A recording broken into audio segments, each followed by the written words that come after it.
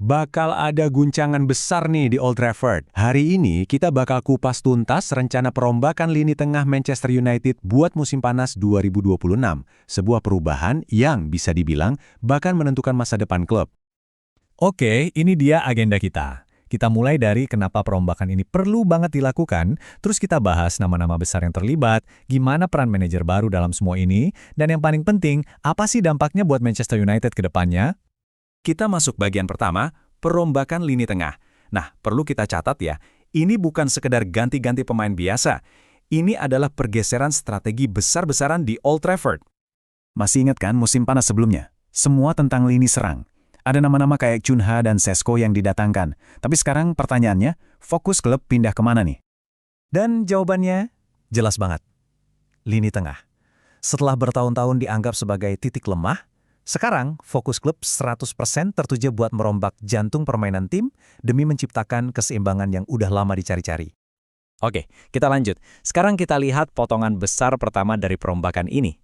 Ya, ini dia domino pertama yang secara resmi bakal jatuh. Yang pertama keluar adalah nama besar loh, Casemiro.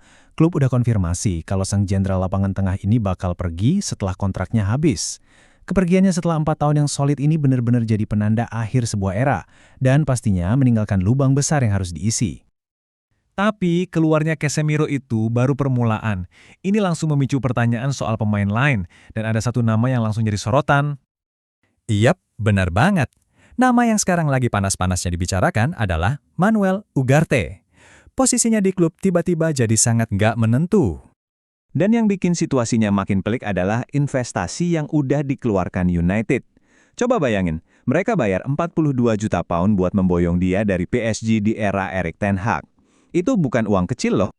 Sayangnya, meski harganya selangit, banyak yang setuju kalau performanya selama di klub, ya bisa dibilang di bawah ekspektasi.